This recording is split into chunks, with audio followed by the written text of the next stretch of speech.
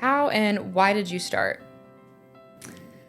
I really got into this business. I have a passion for the financial industry and for financial literacy, but I think that really started from a young age. I had grandparents who really brought me in and taught me the principles that they had learned from running their own businesses or buying their own property. And they showed me not just by conversation and telling me about these things, but by example. For example, one of my grandparents owned his own firm. And so to teach his grandkids about the principles of business, he made all of his grandkids shareholders in his company, which meant that me as a 6, 7, 8, 10-year-old kid would go to the shareholder meetings and I would be handed balance sheets and profit loss statements, and he would explain all the concepts and the strategy of the business and how the business was doing. Of course, all of these things went over my head, but what it taught me was it gave me this ability to see inside, to understand how business works, to not be afraid or intimidated of it. And so then as I grew older and matured and learned more about what it was that my grandfather was really trying to teach me, I could have a familiarity with those concepts and really put them into play.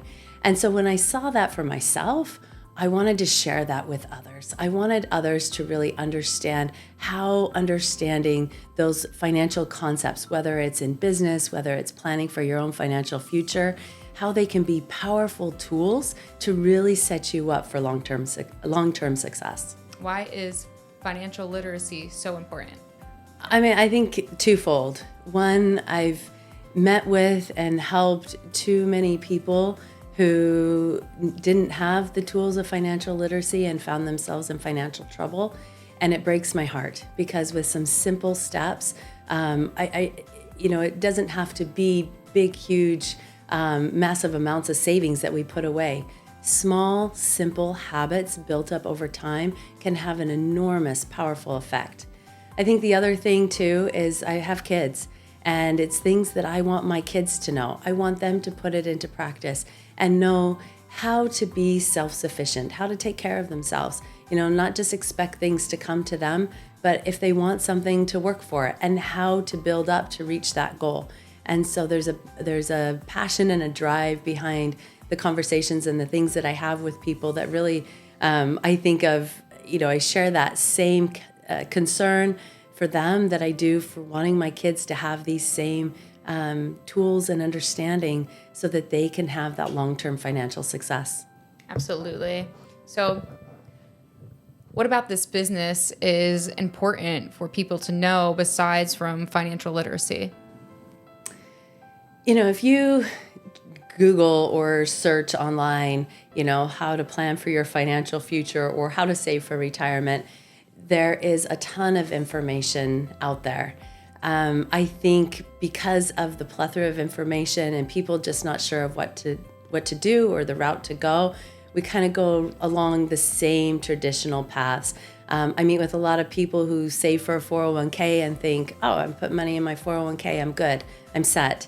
But there's a lot of other components to it.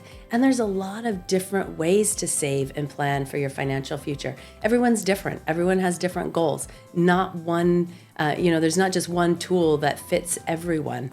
And so it's working with people, understanding their individual unique desires and aspirations and what it is that they want to accomplish, and then creating a plan that fits that. The other part of it too, though, is planning with a tax strategy in mind.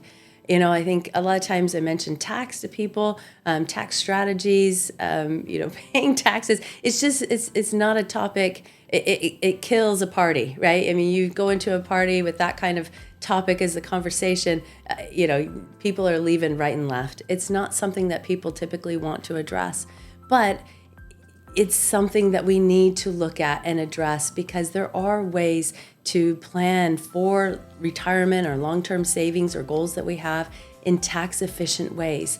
There's strategies that are powerful strategies. A lot of times people just don't know about them. They've gone on that traditional, I save for my 401k, I'm good. So I like to help people know and understand that there are a lot of other ways to save, to plan, and to do it in a tax-efficient way. What inspired you to help people plan and want to think about their future financial planning? Again, when I think about this, I think I bring it down to the experiences that I had as a kid, what was offered to me through parents, through grandparents who openly talked about these financial topics. I have a lot of friends who, didn't grow up learning about these things, and so they feel like as an adult, it's a weakness for them. They feel insecure or maybe intimidated by these concepts. But the reality is, no matter who you are, whether you're employed or unemployed, young, old, male, female, it doesn't really matter. Money plays a role in your life.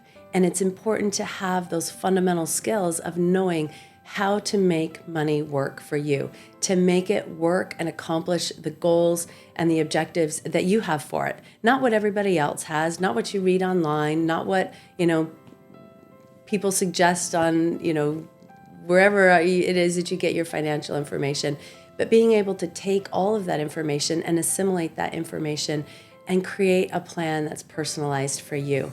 That's really what I want to help people do. Because again, I think about my own kids.